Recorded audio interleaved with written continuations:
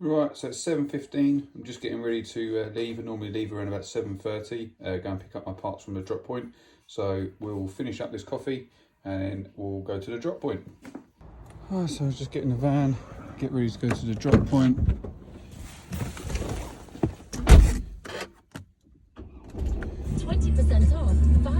LBC as always. Parts go in there. What will the impact be for patients and customers? Just packed them all up. They're all here, ready for the day. And my food. So got to change burner seal. So I'm unable to talk in this one, so I thought I'd just do a quick voiceover. So I got past this job from another engineer who doesn't work on Fridays, and he asked me if I'd go and change the burner seal because it was spilling, but also explosive ignition. I'm not surprised by looking at the state of that injector. But yeah, so that was just me getting the burner out. So if you've never done it before, he might show you how to do it. It is quite straightforward. So yeah, get the old one off, put the new one on. Don't do what I just did and put it on the wrong way around. There we go. So yeah, and put it back in. A bit fiddly, but nothing major. Quite handy actually. They're quite good to work on, these ones. New gasket seal on the fan. I've cleaned up the injector, which was quite bad to be fair. New seal on there. It all comes with the new seals as well in the burner kit. New flue seal comes with a new sump seal as well. So that's job number one done, which I picked up off another engineer. He called me yesterday. He doesn't work Fridays. Said can I go and change the burner gasket for him and a couple of other seals, which you've just seen, because they was getting explosive ignition. So yeah, just done that. Just letting my analyzer settle so I can go in and test the FGA readings. But yeah, so that's job number one. I've just got to fill out some paperwork for the customer, and then I'll be on to number two. Right, so we're just at job number two. Customer on the phone just reporting that the heating's not working properly, so we'll get in and have a look and see what's actually going on. Right, so out of that one, and basically I went there a couple of weeks ago and the customer was complaining that the heating wasn't working, and I got there and I said to him, right, okay, where's your controls to get your heating on? And he goes to me, oh, it's out in the hallway. I said, oh, okay. I said, oh, your Nest is dead. And he went, oh yeah, someone's Nest are coming out tomorrow to replace it because it's only a couple of weeks old. Okay. I said, so what am I doing here? And he said, well, my heating's not working. I said, right, but it's because your Nest isn't working. And he was like, yeah, no, but but my heating's not working. I was like, what are you going on about, mate? I said, your Nest isn't working. That's what controls your heating. Oh, right. Okay, well, my radiators aren't working. I said, listen, mate. I was like, it's all the same thing. I was like, your radiators are controlled by your thermostat, etc. Blah blah. Okay, well, I've got a blockage in the radiator out there, I think. Okay, well, I can't test that anyway, mate, because the radiators won't come on. Anyway, so to avoid any issues, what I've done was I just put the boiler into chimney sweep mode. It was just valent, so I put it in chimney sweep, got it circulating around the rads, all was working fine, no issues with the radiators. So come back today, a couple of weeks later, call up because they're feeling cold in the front room. Now they're an elderly couple, and yeah, I was basically saying to them that it's down to the fact of that you're missing one radiator in the living room. Are we? Yeah. You see them two pipes that are poking up in the corner there? I said, they're for another radiator that were there. And I said, you've got a very bigger living room with lots of open windows, etc. I said, one radiator isn't going to cut it in here. Oh, okay. Well, I said, so who removed it, for instance? And he was just like, I don't know. I don't remember it being removed. Okay. So anyway, I said to him, you need to get a new radiator installed in there, and then that will solve the issue. Okay. Well, yeah. Well, that radiator out in the conservatory isn't working. Okay. Right. Let's go and have a look. So checked it. The valves were fine. No air in it, all that sort of stuff. No heat getting there whatsoever. Even checked the taps, the tap-in bits where it went from the radiator in the living room to there, and the pipes were cold. I said to him, look, I said, you've got a blockage somewhere in the pipe work, etc. He was like, okay. I said to him, like, has it ever worked? And he was like, yeah, it worked up until a couple of weeks ago. Okay. So I spoke to his wife, and his wife come out into the conservatory. She went, it's never worked. So I went back into the front room. I said to him, I thought you said it worked. Well, I thought it worked. Okay, right. And it just went on and on and on. And the guy just kept on lying about things all the time, just constantly lying. I think he just wanted to keep me there just to make him feel like he's getting something. So anyway, ended it politely, gave them a number of a local plumber that I know that would be able to fit a new radiator for him. But unfortunately, because we haven't removed it, it's not going to be covered under the insurance policy. So yeah, that's that one. So now I'm just on my way to job number 3, and this one is a landlord certificate, service, and a breakdown. So we shall see what's going on. Right, so we're just here to have a look at these boilers. Just give them a check over, make sure everything's okay. Now, yes, there is signs of damage and of previous leaks, but I know that last year both these boilers had new heat exchangers, and as you can see, the flues have been renewed as well, because there was a problem there as well. So I know that everything's okay. Sumps are okay. These haven't perished through, but yeah, I know that these have both been replaced. So I'm not worried about any signs of old leaks or etc.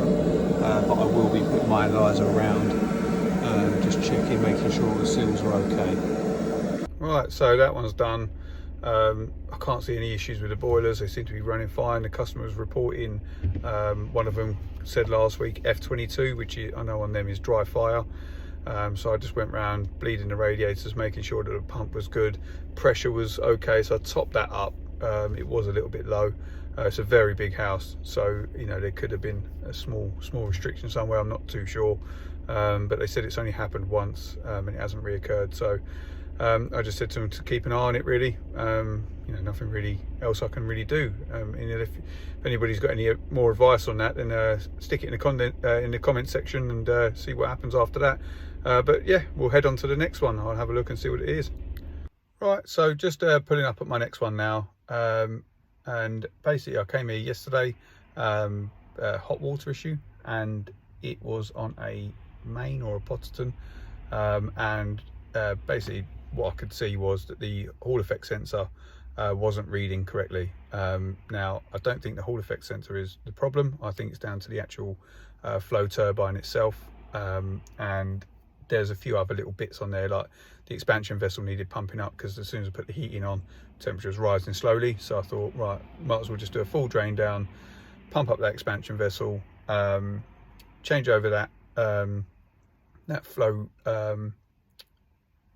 turbine. But also I did notice that the diverter valve, when the hot water was on, the radiator pipes was getting hot a little bit as well. So I'm going to do the diverter cartridge as well. So yeah, you might as well join me on this one. I'll try and film as much as I can. It's in a tiny little cupboard, and if the guy is there, then he loves sitting behind me and watching me.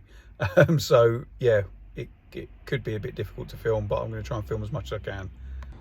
Okie doke, so I just thought I'd just quickly run through this. This is a flow turbine from a different boiler, from a different logic, and basically, if you don't know, basically cold mains comes up through here, and it spins this turbine inside here, which is this part here, this shaft here, spins, and then what happens is at the top here there's magnets at the top. And over the top of this, you have your Hall effect sensor, which picks up their magnets spinning, which then will make it turn red, which then will send a signal back to the boiler to make it fire for hot water. And yeah, the reason why I removed this one was because I actually did free it up, took it all out, got the customer working over the weekend. But I just didn't want to leave it long term. So this was a couple of weeks ago. Didn't want to leave it long term because it could have got jammed again and I'd get a recall, and it's not really what the game is about for this. It's about repairing the issues. So yeah, I freed it all up and it does seem to be working fine. I can't really see a problem with it now, but obviously I can't really use it because it's going to break again. So yeah, just thought I'd give you a quick rundown. So it's down to the magnets. the Hall effect sensor back to the board to fire it up. Well, that's annoying, because tenant said yesterday that they'd be in any time from 11. It's now 25 past 11 and no one's home and no one's answering the phone. So absolutely typical. So yeah, have to call up and go to another one. Maybe I'll try and come back later because it isn't far from my house, but we shall see. Right, so just popped along to the service and I've just noticed that the this has failed, so I have to replace that obviously, and that'll amount for all of this in here as well. The actual sump appears to be okay, so it just seems that this needs to be replaced. I just need to put a bit of lube around here and then get a new seal for the bottom here. So I just need to undo these clips on either side and slide this up out of the way, put a new one in. Okay, so new one's in, all siliconed up, well, silicone grease, and yeah, no more hole. This is definitely a weak point on these. Don't really know why that little bit's on there for, but I've seen it before where it actually stains the back here and actually can cause issues with the circuit board. So I'll just dry this up and move on to the next one. Right, so I'm back at this rental property and we're in this time, so let's get on with it.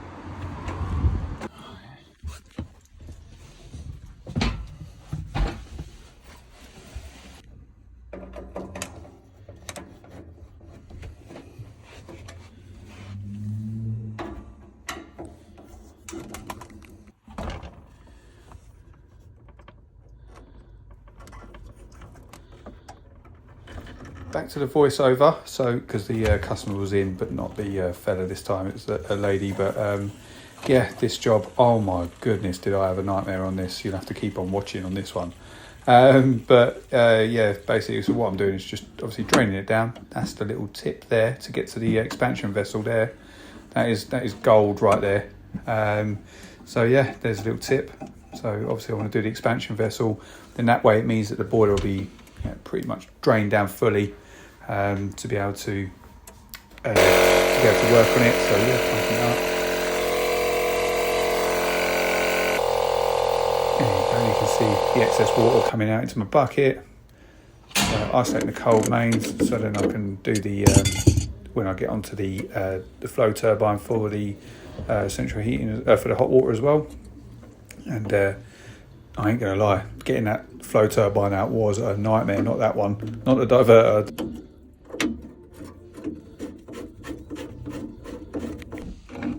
While I'm here, you can see that the obviously the AAV is leaking as well.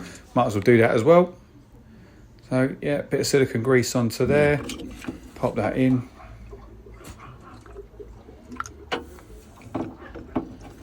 There we go.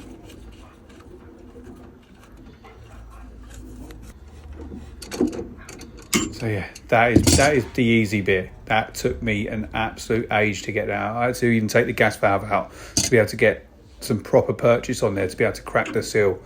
My goodness, I didn't think it was going to come out. Did not think. So there we go. There's me just opened up the kitchen tap and then was just operating it from the handle underneath just to make sure the Hall effect sensor was working, and that you can see that it's nice and steady now. Before it was intermittent, it would be on off, so the boiler wouldn't fire constantly for it. So just topping up the pressure, just checking the gas points as well, so checking the underneath as well. Right, so that job didn't go as well as I planned. I've replaced all the parts I ordered.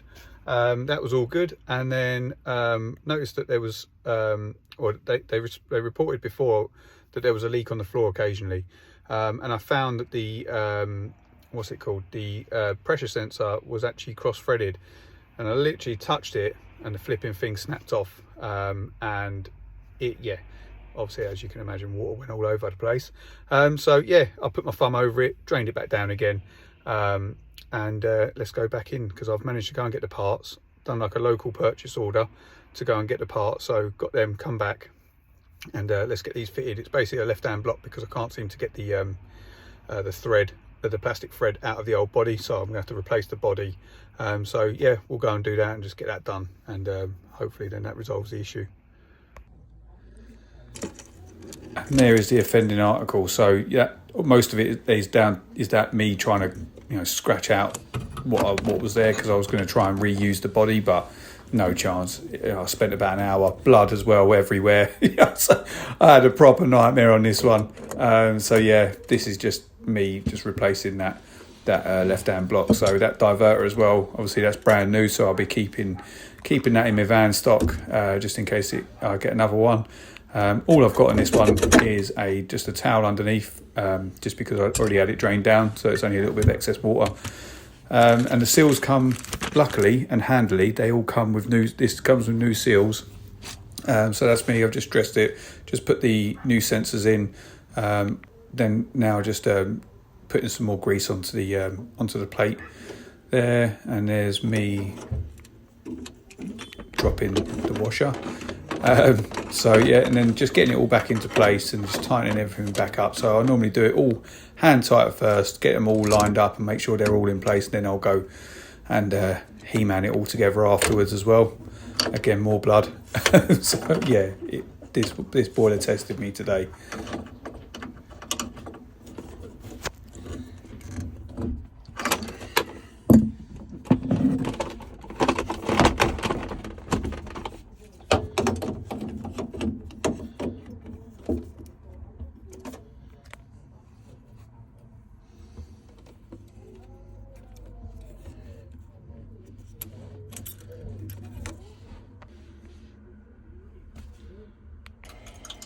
Get it all filled back up again and double check it, make sure everything works, which hopefully it will.